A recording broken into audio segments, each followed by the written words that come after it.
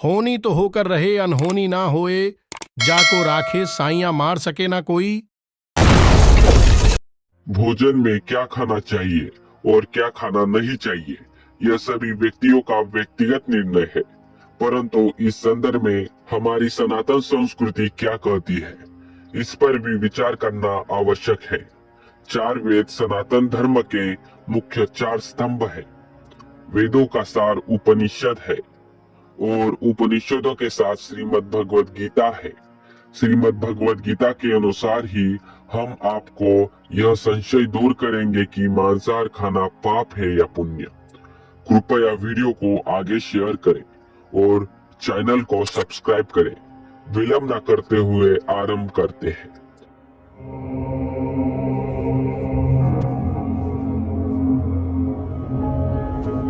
जो पुरुष अपने लिए अत्यधिक शांति प्राप्त करना चाहता है, उसे जगत में किसी भी प्राणी का मांस किसी भी परिस्थिति में नहीं खाना चाहिए। वैसे तो विश्व में बहुत से लोग मांस खाते हैं, परंतु विचार करने पर यही सिद्ध होता है कि मांस भक्षण सर्वदा हानिकारक है। इससे लोग परलोक दोनों बिगड़ते हैं। बहुत से लोग तो ऐसे भी हैं जो मांस भक्षण को हानिकारक समझते हुए भी बुरी आदत के कारण खाना नहीं छोड़ सकते। कुछ बुद्धिजीवी लोग अंडों को शाकाहारी कहते हैं, परंतु उनमें से तो बच्चे जन्म लेते हैं, फिर अंडे शाकाहारी कैसे हो सकते हैं? अंडों के अंदर भी तो जीवन है। सनातन संस्कृति शाकाहार पर आधारित है। सनातन संस्कृति के अनुयायी शाकाहारी होते हैं। यदि कोई व्यक्ति खुद को सनातनी मानता है किंतु मांसाहार करता है, तो वह धार्मिक तत्वों के अनुसार सनातनी नहीं हो सकता। अपना पेट भरने के लिए या केवल जीभ के स्वाद के लिए किसी प्राणी की हत्या करना मनुष्य तथा कदापि नहीं हो सकता। इसके अतिरिक्त यह भी सत्य है कि शाकाहारियों में दया भाव और बीमारियों से लड़ने की क्षमता अधिक होती है। उदाहरण के लिए हाथी दयालु और बलवान होने के साथ साथ शाकाहारी भी है। मांसाहार को कुछ लोग पुण्य बताते हैं और कुछ लोग पाप। वास्तव में यह क्या है, इस पर विचार करना आवश्यक है। मांसाहार में सबसे बढ़कर दोष यह है कि किसी की हिंसा किए बिना मांस मिल नहीं सकता और किसी भी जीव को किसी प्रकार से थोड़ा सा भी कष्ट पहुंचाना पाप है। उसे बिल्कुल नष्ट कर देना तो महापाप है। ऐसी परिस्थितियों में मांसाहार को पुण्य किसी प्रकार भी नहीं माना जा सकता, क्योंकि वास्तव में वह पाप ही है। कुछ लोग यह भी कहते हैं कि मांस खाकर हमने कोई पाप नहीं किया है, हमने तो केवल उसे खाया है, मारा तो किसी और ने है। इसका उत्तर भी पुराणों के अंतर्गत में दिया गया है। महाभारत के अनुशासन के अध्याय 116 में कहा गया है कि मांस खरीदने वाला धन से प्राणी की हिंसा करता है, खाने वाला उपयोग से करता है और मारने वाला मार कर। जो मनुष्य मांस लाता है, जो मांगता है, जो पशु के अंक आत है, जो खरीदता है, जो बेचता है, जो बताता है और जो खाता है, यह सभी पाप के भोगी होते हैं। मांस भक्षण से अनोखे प्रकार के दोष उत्पन्न होते हैं। जैसे मांस भक्षण करने वाले को भगवान की प्राप्ति नहीं होती, परलोक में दुख प्राप्त होते हैं। यह प्रकृति के लिए विरुद्ध है। मांस भक्षण करना घोर पाप होता है और इनसे स्वास्थ्य का नाश भी होता है। भोजन से ही मन बनता है, जैसा खाए अन्न वैसा बने मन। यह कथन विश्व भर में प्रसिद्ध है। मनुष्य जिन पशु पक्षियों का मांस खाता है, उन्हीं पशु पक्षियों जैसे गुण आचरण आदि उसमें उत्पन्न हो जाते हैं।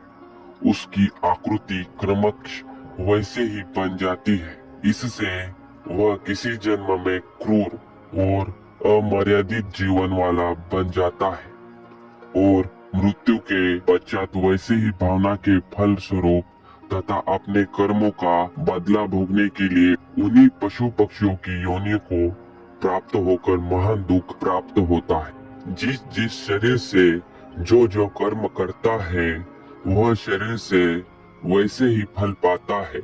इससे सिद्ध है कि मांसाहारी मनुष्य पशु पक्षियों का मांस खाता है, वैसा ही पशु या पक्षी वह आगे चलकर सोए बन जाता है। जो व्यक्ति अपने स्वार्थ के लिए दूसरे जीवों पर हिंसा करते हैं और हिंसा करते हुए अपने ऊपर ईश्वर की दया चाहते हैं अथवा ईश्वर की प्राप्ति की कामना करते हैं, वह बड़े भ्रम में है, क्योंकि प्राणीपत करने वाले क्रूर कर्मी मनुष्यों पर ईश्वर कैसे प्रसन्न हो सकते हैं। जैसे पिता का एक पुत्र अपने दूसरे निर्दोष भाइयों को शत आकर या मारकर जैसे पिता के क्रोध का शिकार हो जाता है, वैसे ही प्राणियों को पीड़ा पहुंचाने वाले लोग ईश्वर के क्रोध के पात्र होते हैं।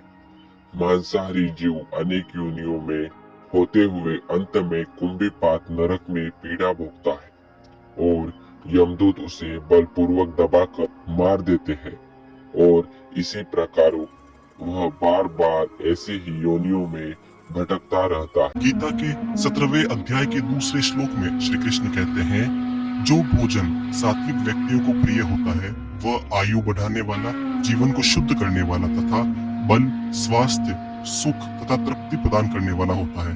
ऐसा भोजन रसमय, स्वास्थ्यप्रद तथा हृदय को भाने वाला होता है। यह सात्विक भोजन कहलाता है।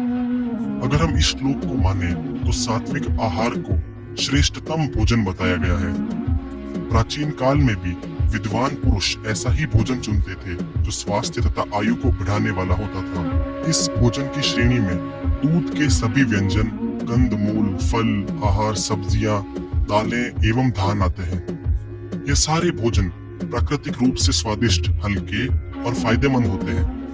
इसी के अगले श्लोक अर्थात श्लोक संख्या 9 में श्री कृष्ण कहते हैं, जब शाकाहारी भोजन कड़वा, अत्यधिक खट्टा, नमकीन, गर्म, अत्यधिक मिर्ची, चीनी, नमक अर्थात अधिक मसाले आदि के साथ पकाया जाता है तो वो भोजन सात्विक से राजसी बन जाता है।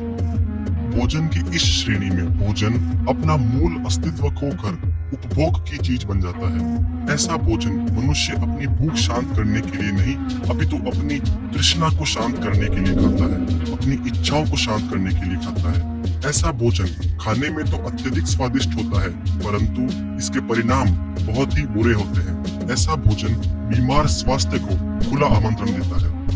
अगले श्लोक अर्थात श्लोक संख्या 10 में श्री कृष्ण कहते हैं, जो भोजन अधपका, रस रहित, दुर्गंध युक्त, वासी एवं गंदा हो तथा जो अपवित्र भी हो वह भोजन तामक पुरुषों को प्रिय होता है अर्थात वो भोजन तामसिक है। ऐसे भोजन की श्रेणी में शराब, सभी पैकेट बंद भोजन तथा मांसाहारों को शामिल किया गया है। इन सब बातों का अर्थ यही होता है कि हमें यह बताकर छोड़ दिया गया है कि आप किस प्रकार का भोजन करना चाहते हैं। हमें सभी प्रकार के भोजनों के बारे में बता दिया गया है, उनसे होने वाले परिणामों के बारे में भी हमें बता दिया गया है। तो अब ये हमारे ऊपर है कि हम किस प्रकार का भोजन खाना पसंद करते हैं। सनातन धर्म में हम जैसा खाओगे अन्न वैसा हो जाएगा मन जैसी पद्धति में विश्वास रखते हैं।